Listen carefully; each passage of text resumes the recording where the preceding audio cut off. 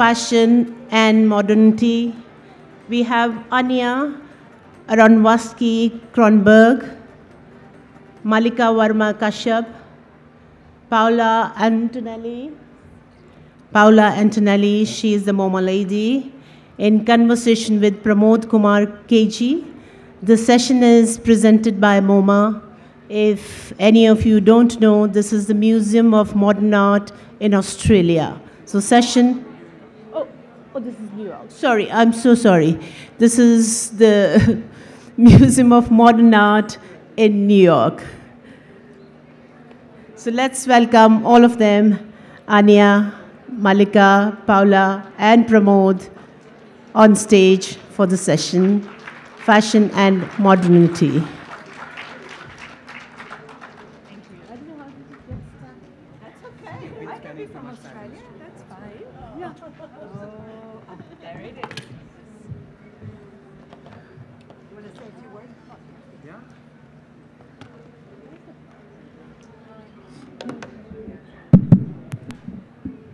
Hi, good afternoon, everybody, and thank you very much for coming in on the last day of the Jaipur Literature Festival to hear three wonderful people talk about fashion, modernity, material culture, the way we'll all of us look at fashion.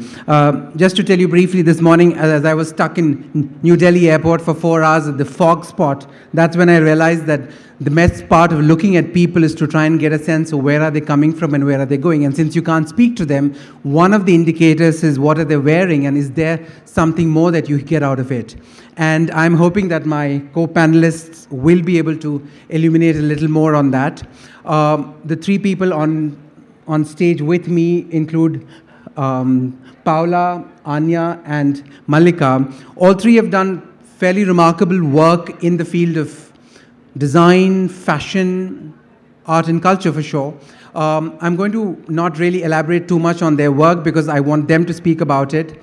And towards this, I'm going to ask Paola from the Museum of Modern Art to come on forward, give a brief introduction on this fantastic exhibition that she recently curated in New York at the Museum of Modern Art, and then we're going to get started on this session post that. Thank you. Thank you, Pramod. It's a pleasure to meet you all. Thank you to the festival for inviting us. I had some images prepared, and I'm not sure that you will be able to see them. So I'm going, oh, there they are. Maybe we can start the images. They're in the full sun, but, okay. I'm here to speak to you about an exhibition that ended yesterday that both Anja and Malika were involved in. It was called Items, Is Fashion Modern? And it was at the Museum of Modern Art. It was an exhibition about the 111 items of clothing that had a strong impact on the world in the past 100 years. And the sari was part of it, together with the little black dress and the motorcycle jacket. So it was a look at what fashion has been in the past 100 years as a way to express one's identity and one's material culture. The first thing that people saw when they came to the show was the list. And you know, when you see a list, you cannot resist. You want to add, you want to cancel, you want to correct it. So people immediately got involved.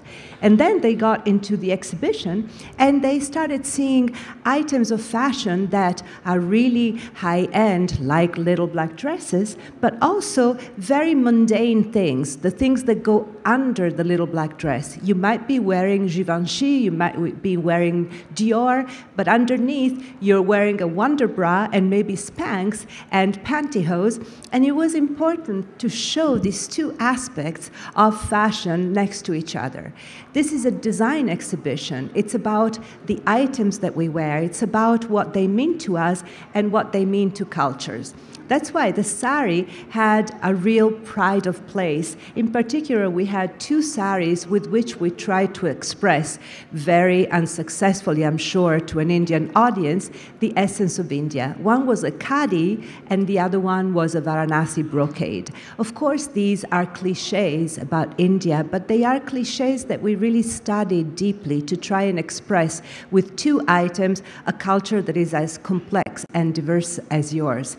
Nonetheless, nonetheless, it was beautiful to have these saris because they were accompanied by videos that were actually produced and shot by Malika Verma Kashyap that you will hear from afterwards, part of a beautiful project about material culture and about the importance of sari to Indian culture. That's really what we try to look at fashion as material culture, as the pride of peoples. In the exhibition, we had also beautiful kente out of Ghana. In particular, we found the craftsperson that makes kente for the president of Ghana. And you don't see the exhibition shot here, but the Ghana kente that you see here was next to an Hermes scarf. There's nothing different between the pride that the French government takes in its craftsmanship that is represented by Hermes and the scarves that it makes, and cloth, kente cloth coming from Ghana. We need to start and understand that there are some common motives all over the world that are about material culture. That's why some of the designers in the exhibition were asked to make new items, and sometimes they tried to interpret other parts of the world. On the right-hand side, you see the beautiful work of a designer from Colombia in Latin America, from Bogota. He tried to reinterpret the harem pants that were designed by a French designer at the beginning of the 20th century.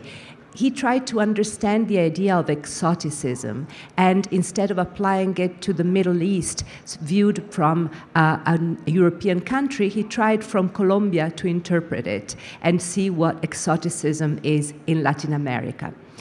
In the exhibition were also new kinds of crafts, new kinds of material that might become the material culture of the future. What you see on the right-hand side is a shirt that is made using liquid leather called Zoa. It's a brand new material. It is real leather, but it's grown in vitro by growing collagen and then having this beautiful liquid that can be treated exactly like leather. It's tanned, it's completely flexible, but it's animal-free. No animals were touched or injured, which is very interesting for a culture like India to think about. What if all of these leathers were animal-free? What if a cow was never touched? Would it be part of a culture that has always considered the cow sacred? It's fascinating to see that in the future, material cultures of the past will transform and will evolve thanks to the technology of tomorrow. This is my first hint, and it's an introduction to the exhibition. But I would like now to call to the podium Anja Aronowsky from Vestoj. Anja, please.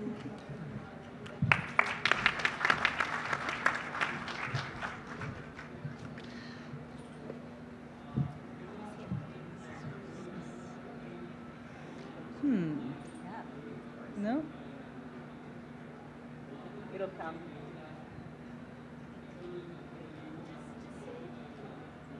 Touch the green one for presentation. Oh, I am touching so much. It's there. It's Border&Fall. Okay. I think we have to swap because it looks like our PowerPoints are in the wrong order. So I think Malika will speak now, and then I'll speak after. Sorry. Thank you. All right. Hi, everyone. It's a pleasure to be here. Thank you to the Jaipur Lit Fest and the MoMA for having us. Just wanted to contextualize the environment in which the Sari series was created. Why is this playing? Can you just pause it, please? Here, let's just go back. Okay, so basically, just to run you quickly through, we have Border&Fall.com, which is a digital publication on fashion, textile, and craft. And we also run the Border&Fall agency, where we're working across branding, creative, digital, and trade for a number of designers here in India. And we conceived of the SariSeries.com as a nonprofit project within this environment, which we completed and published in October of last year. Requiring a nonprofit raise of about 1.2 crore, which was largely funded by Good Earth, our primary patron, who we're very thankful for. And so the Sari series is essentially a cultural documentation of the Sari drape through short film, which was very much prompted by this question I've heard for the last 10 years and even more. I've been in India for 10 years, but why aren't more women wearing the sari? And by sari, I think this is what everyone means, which is what we call the nivi drape, which is one of many different sari drapes, but this one predominantly is over the shoulder, pleated in front, has a sort of correct way of wearing it, and by and large, whether it's in India or outside, has become the identifiable drape or imagery when we think about a sari. And for us, in order to understand this a little better, we undertook a small dipstick survey with men and women equally under the age of 30 across urban cities in India, and we wanted to understand, a little bit more about the sentiment surrounding this garment that has immense cultural, political, economic, emotional value. It touches truly; it's a very precious garment that seems to transcend many levels of society, of self, of culture. And we started with how many ways are there to drape a sari, and that naivety or ignorance exists in India, in a homegrown territory, to an overwhelming majority. And this is just a representative that 98% of people would think less than 15 drapes, when there's in fact over 100 documented. And just like language or food in India, there's probably hundreds more that have gone undocumented and that are actually effectively lost. Do you know how to drape a sari by yourself? Looking at a sense of agency, 50% of the people said yes, about 50% of the people said no, or I need help with it. How often do you wear a sari? Most of these people under 30 said less than once a month. Most of the times cited were at a graduation or at a family wedding, and about 6% were less than once a month or never. A question on the emotional connect: would you miss the sari if it disappeared altogether? And men and women alike overwhelmingly again shared that yes, they would. So we were left with this sort of this confirmation of what we'd been seeing and thinking, that we have this garment that is so loved, respected. People also said they thought it was sexy, sensual, that women looked amazing in it, that cultural appropriation wasn't an issue, but yet people weren't wearing it. And I think that question of why aren't women wearing the sari, we were able to phrase differently, because the truth is, when has youth culture ever aspired to what older generations wear? During sort of the adolescent years, I think we try to look like our mothers and grandmothers as least as possible, and then when we're a little bit older, we realize, oh wow, they have the most amazing stuff, and that comes a little bit later. But that was sort of the answer. So the question that we came to it from was, what does a sari look like on an urban Indian woman today? And again, urban is an important word there, because we're not speaking about all of India, where by my kind of conservative estimates, about 80 million women wear a sari on an everyday basis, which by no means speaks of death. So it's important to contextualize this as an urban Indian problem. And I think when we use this kind of provocation, it really opens up an opportunity for this project to connect in a way that shifts perception. So for us, the opportunity was to create an accessible cultural documentation, free of cost, online, something that people could see, and to address a needed perception shift of the garment. And the first one, of course, is sort of an undisputable truth. This body of work did not exist before, in terms of having access to these drapes in an easy format. And the second is a disputable point of view, and that's something that is the provocation that we're bringing to the table, that yes, we do need to change the way we look at the sari. It's too important of a garment, and that's a sentiment that's overwhelmingly shared. And given that it's also connected to the livelihoods of our second largest industry after agriculture, there's a huge economic value there as well in terms of the handloom equation and in terms of the mill-made equation as well. So the way we did this was with 80 how to drape films, which are available online right now at thesariseries.com, and 3 independent films in which we wanted to look at a layered narrative. We invited 3 distinct filmmakers to create 3 short films, which we're currently screening across the world in physical format, so we can engage in an offline narrative. We've screened in Singapore, in Pakistan, in New York, and as well as a few cities across India. And so the question was, which saris should we use, and what should the films look like? Because this became very important, and this is where our team of, our amazing team and collaborators who are working on this with us came together, and the colors aren't coming out, but the idea for us was to look, to represent, India in a way that we feel is very true to what India is, which is of course so dynamic that it can't be represented. And of course something like color is important, but choosing maybe a more muted palette, looking at this project as an opportunity to shift perceptions of what it means to be Indian. So we used 2 models for the How to Drape films. One was from Chhattisgarh, TJ Banu, one of the darkest skinned models that we could find who could work, the camera in terms of draping. And then Carol, who is from Manipur and who people say, oh, wow, it's so nice that you have a Chinese model in your films. And so a lot of people say, oh, I wish you'd use someone that was,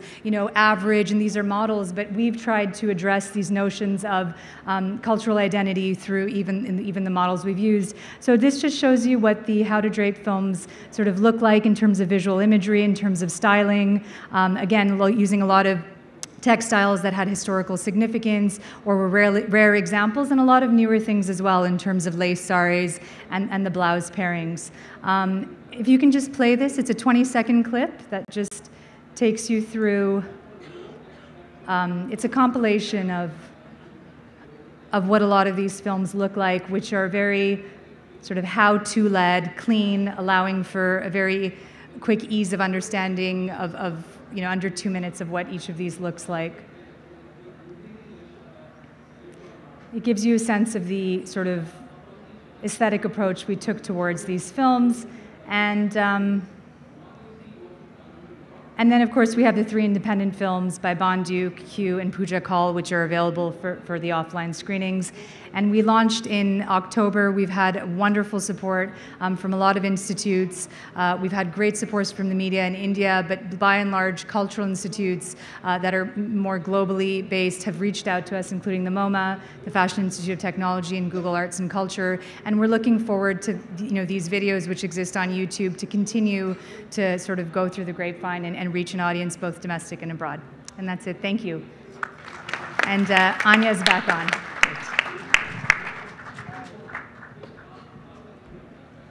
All right, now you get me, I hope. Let's see.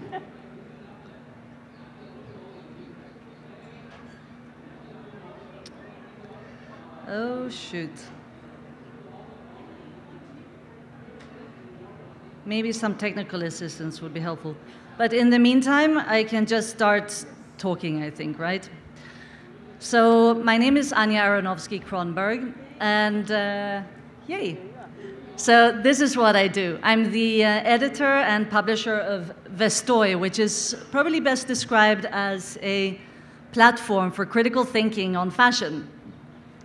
So I don't know if you have had this experience, how interested in fashion and appearance you are, but in my experience, and this is living and working, growing up in Europe, still there is this preconceived idea about fashion where often compared to other forms of culture, it's seen as almost something lesser than, like something that is connected with vanity or something that's connected with surface, superficiality, and it affects both, I would say, the attitudes of people who work in the fashion industry as I do, people who are scholars of fashion, which is my other hat, but also I think like how everyday people relate to what we wear, how much time we feel comfortable spending in front of the mirror, how much time or how comfortable we feel talking about what we're wearing. So Vestoj, which was started about 8 years ago now, first with the annual journal, which is all the issues that you see pulled up on screen now. Then a few years later with the website, and now journal, website, and live performative events. All of them meant to give another kind of, well, let's say bring a more thought-provoking, analytical, sometimes when necessary, critical way of looking at fashion. So that would be using disciplines like anthropology, like sociology, art history, philosophy, and read what is going on in fashion at any given point in time through that lens. It's basically looking at why we wear what we wear when we wear it. And then combining that with with an analysis, really, of what's happening in the contemporary fashion industry. Because this is another important point of Vestoj, in fact. Just before I move on, here are some spreads of some of the issues I was showing you earlier. Just as an aside, this annual journal that Vestoj started from, it always works to themes. So the most recent one that, if any of you are curious, you can probably still find in the bookshop here. It's themed on authenticity. Before that, we dealt with masculinities. Before that, failure. Other themes have been slowness, power. You see, the idea is to take a pretty vast theme and to look at it from as many different angles as possible, through theory, as I was describing before, through prose, through interviews with people, either wearers or makers of fashion, and through prose. And then this is an important slide. I wanted to show you the manifesto that we have, because it describes pretty accurately why Vestoj is apart, I suppose, from your general way of looking at fashion. So the manifesto was something that I put together before I even put an issue out. And I wanted, like, again, in my experience of growing up as a consumer of fashion, I noticed that there was a really almost inseparable relationship between fashion publications, fashion magazines, and fashion companies. So this influences how fashion is written about, and I think by extension how fashion is thought about, as largely something commercial, to do with business, and as such almost a little bit dirty in a way, you know, not connected with the arts and creativity, but rather connected with money making, right? So this you can see very directly if you look at your average fashion magazine in terms of how much advertising you have in there, and how the advertisers affect what is featured inside the magazine. So Vestoj, by contrast, does not have any advertising, which gives us actually a pretty unique position, I'd say, because it allows for a certain freedom in terms of what we feature, both in images and in text, that I would say is pretty much impossible to find elsewhere, certainly in your commercial fashion magazines.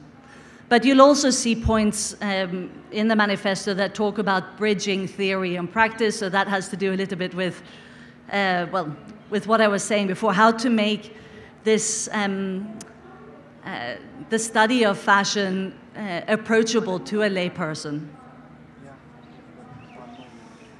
And then just to finish up, I want to briefly mention the live events that we do, because that's, again, how you present fashion is often quite formulaic, pretty much as you know, your fashion magazine can be formulaic.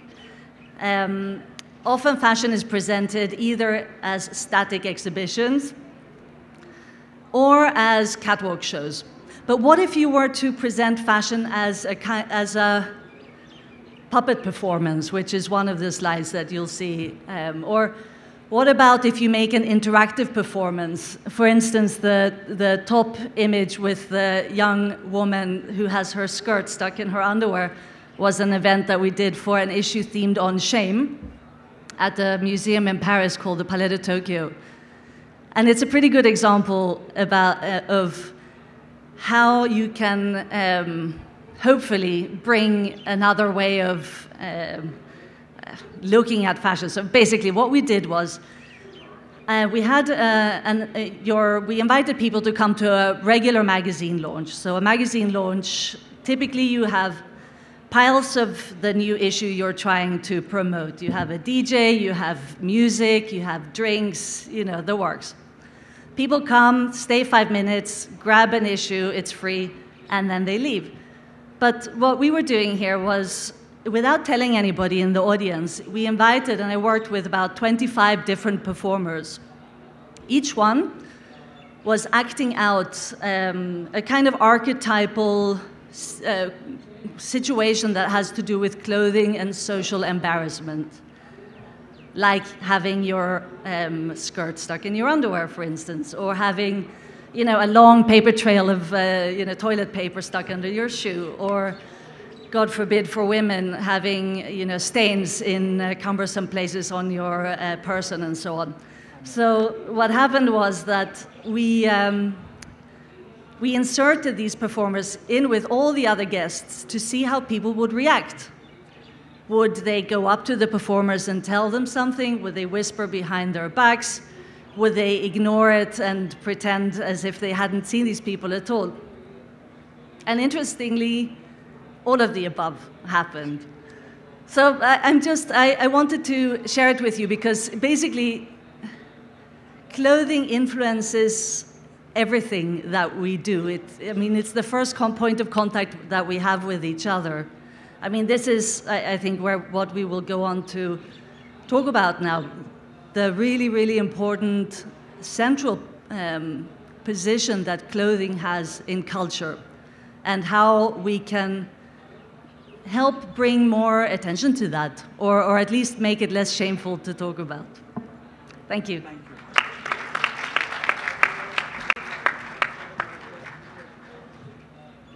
We're kind of tight on time, so what I'm going to do now is to try and get one question to all the three speakers, and after that open it up for audience queries.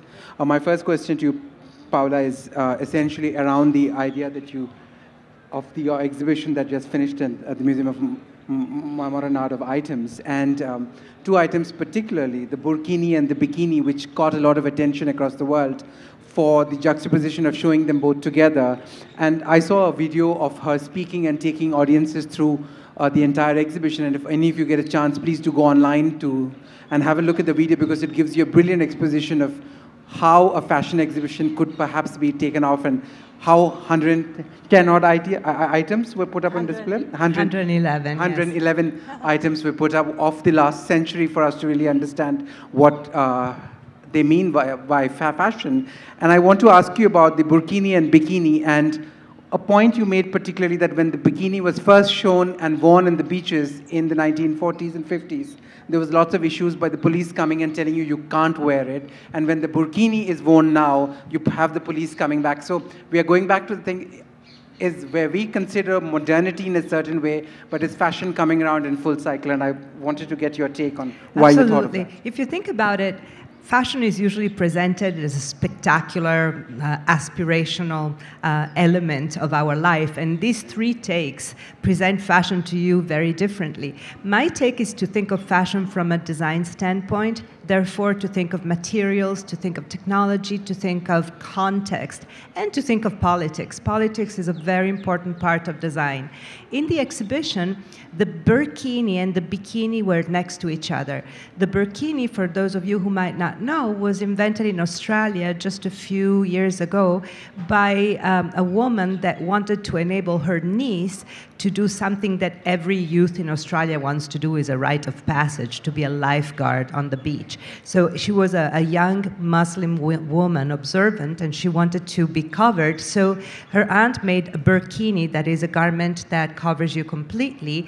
It has pants and then a tunic, and it has a hoodie, and it's made with a fabric that dries up and also enables you to swim well. And it was next to the bikini that, as Pramod said, was invented in the 1950s.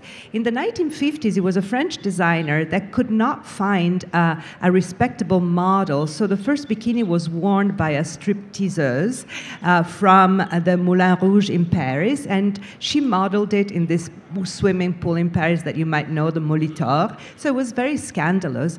And there are pictures of beaches in South France with the police that are reprimanding women for wearing too little. As you might know, last year in the same beaches in South France, the police was asking burkini-clad women to undress themselves. And in the exhibition, we took these two garments and we put them close to each other to talk about the fact that the idea and notions of modesty and appropriateness are unisex, they're for men and women, but real wars are fought on women's bodies and on what's appropriate for women. The legislation, the rules, the regulations, and also the oppression happens on women's bodies, whether they're too covered or too little. So it was important to show that in the exhibition. Thank you. That was most interesting. Anja, a query that we discussed, and one of the fantastic things about her magazine is that in addition to what you see in the annual print edition, you get a lot of it online as well. And one section that she has is where she does amazing interviews with people from all across the world. And recently, something that struck out for me was 3-part questionnaire that you did with refugees, and one of her fundamental premises towards them was, when you were leaving your land, what was that one item of clothing that you took with you, or what was it that you were able to take with you in most cases? I mean, would you be able to share some of your experiences or the kinds of responses you got to that?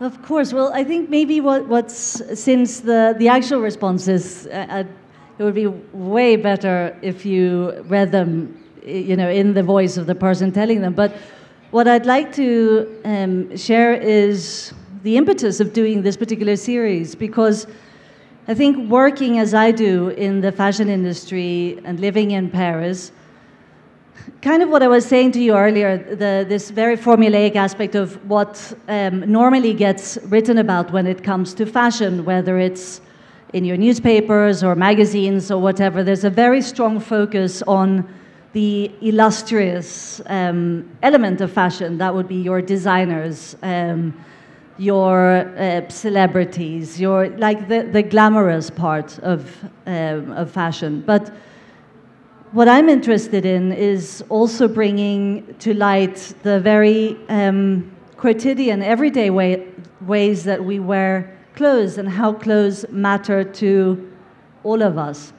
So when it came to refugees, I was curious and interested in knowing what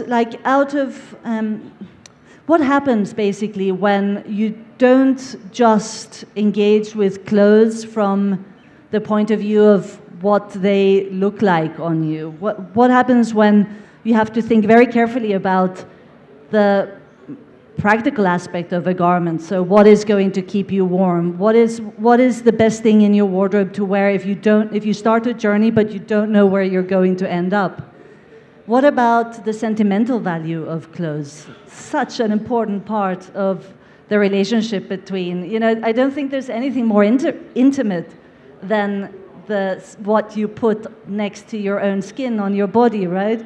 How does that come into play when you can only bring a few items with you and you don't know if you're coming back to your homeland again? You don't know what is going to be separated from you on your journey. You have to make decisions that most of us live a lifetime never having to think about.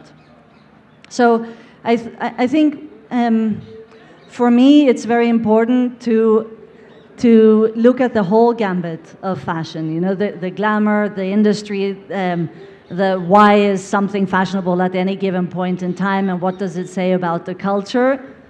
Very important. But what do most of us wear every day, particularly people who would be fast to say, I don't care about fashion? So someone who doesn't care about fashion, how does fashion or appearance actually play a part in that person's life? I think the series was hopefully touching on all those different points. Absolutely. Thank you. And finally, to ask you, Malika, with the phenomenal success of the Sari series as an online platform, what kind of feedbacks have you been getting from different audiences across India for sure, but also across the world? Because I'm sure there's a lot of curiosity of how costumes and traditional costumes have been considered not necessarily modern, yet people are now getting to wear it in different ways. So what kind of explorations have you been having with people? Sure. I think very wonderfully it's been overwhelmingly positive, and we've been able, thanks to social media, to see that impact right away. The day we launched, you see the feedback, whether it's through a hashtag, people posting videos of themselves trying new drapes. That's happening every day. And we feel very privileged that there's been a very receptive audience who, with this new knowledge, are able to take it upon themselves and try new drapes. And what's been amazing is, this project is about a documentation, but there's also that question, why can't we wear the sari any way we want to? If it's a long, uncut piece of cloth, where did this idea of prescriptive, sort of restrictive rigidity that we've imposed on it? The pleats have to be perfect, the pallu has to be this, you have to wear a blouse, you have to wear a petticoat. And just that simple thing on a petticoat, that was only introduced during the 1830s, during the Victorian era, and so none of the saris shown in the series actually are with a petticoat. And so and it's very freeing. I mean, when I wear a sari, I don't wear a petticoat. It's a very different experience, and it makes it actually easier to wear. And I think we're seeing a lot of people, not a lot, but enough people being vocal about how much they appreciate this permission to explore. And by no means are we saying try these drapes. We're seeing what's happening more than that. And so I feel very fortunate that's happening across the globe. We've had incredible view time. On YouTube, we've had thousands of hours of view time of the videos, both inside of India and outside, which statistically has been nice to see. And we're hoping that as we launch it on the Google Arts and Culture platform in the coming months, that'll reach a whole new audience. And institutionally, we've had much more receptive audience internationally. Media-wise, it's been both. And I'm looking forward to the domestic audience, whether it's design schools, NID, NIFT, whoever it is who I think maybe would be a natural connection, the Ministry of Culture, of Textiles, to be able to engage with them more and allow a greater accessibility to this project. And no doubt that'll happen, because hopefully we've created something that doesn't have sort of a expiration date. So that's how to say. I think we've got a few minutes. We've got about 5 minutes for some questions. So if there's anybody in the audiences, may I also request you to give a question and not a comment, please? And short questions, please. Hi, my question is for Paola Antonelli. Do you think that the burkini should be accepted for women to feel more comfortable in their own skin, or do you think that they need to be freed from the shackles and the veil of the burkini? That's a very big question. So when we approached the idea of modesty in the exhibition, we found out, very interestingly, that modesty and rebellion have a lot of traits, fashion traits in common. Like if you think of the black turtleneck, it's worn by, like Black Panthers and then by Orthodox Jewish women and Muslim women. So there's a lot of traits in common, interestingly, and there's always a double-edged sword. When it came to modesty, I spoke at length with a scholar, Leila Ahmed, and other experts to discuss with them how to present the hijab. There's also the hijab in the exhibition. There's also the kippah, so all of these different items. And it was important to express that it's both sides. There are we wanted to make sure that people that felt that the hijab and the veil are oppressive were acknowledged as much as the people that want instead to be able to express their own credo using the hijab and the veil. So in the text, in the wall text, we said exactly that as a legislation, the imposing of the veil can be absolutely oppressive, and instead, in places where that is not legislated, it is treated as an instrument of expression of one's culture. So we acknowledge the double-edged sword. What I think personally, I believe in freedom of expression. So I believe in freedom, and then within that freedom, I believe in the ability to do what you want, so long as you don't imperil society. Do fashion designers and fashion reviewers, for that matter, think of the number of people they would be covering, or more to how much money gets into their pocket? Like 20%, say in India, are quite happy with their saris, 80% are urban, semi-urban, and let's say 10% are the high-profile people who could afford any amount of fashion. Now, for the 80% whose lives are changing day to day, and when there was a time when they could run in their saris and play tennis in their saris, and today need a pair of pants, at least, to get into buses or metro or whatever.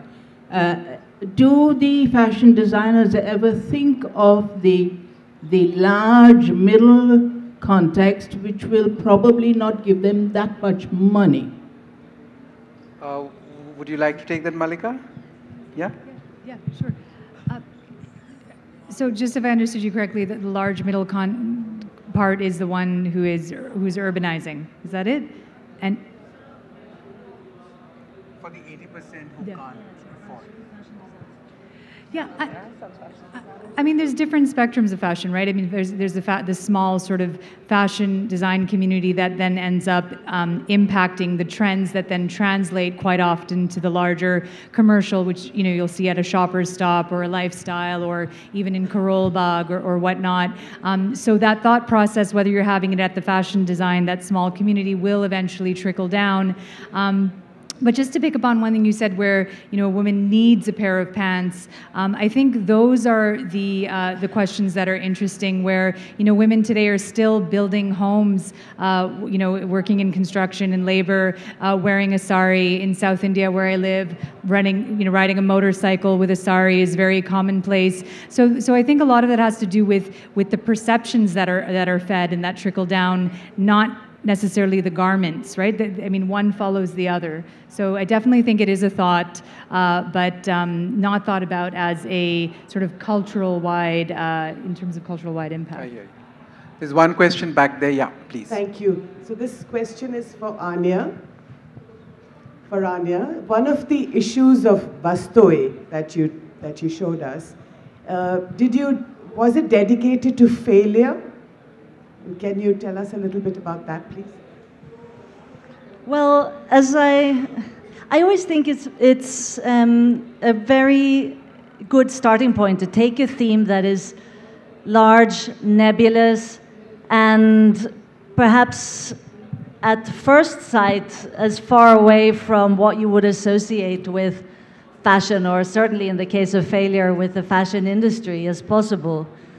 And with this particular issue, well, I'd done already an issue on shame that I was briefly talking about earlier, and I thought, like, the fashion, especially the fashion industry, is a place where impeccability, glamour, success, wealth, certainly, are all so very important in terms of what you put emphasis on. I mean, there's no fashion company that would own up to a failure. Even in a field like, I don't know, science or technology, failure somehow seems to have become incorporated into the creative process. In literature, I think as an outsider, I would say something similar. You can use your failure to create something better next time. But in fashion, it doesn't work like that. And I was interested in looking at why we are so afraid of looking at things that don't come out according to plan. Because everybody who works in fashion at some point has had an experience of failure, a venture you went into that didn't come out the way you wanted. Even things like, I don't know, imagine going to a really glamorous event, all dressed up to the nines and then being denied entry. The little ways that we experience failure also. I was interested in looking at that whole spectrum, from your large conglomerate that invests money in some business and then it completely fails to take off, to those small, everyday, skirt stuck in your underwear kind of moments that all of us experience at some point. And just to say that failure is as important a part of human experience as successes. And perhaps if there is a language or an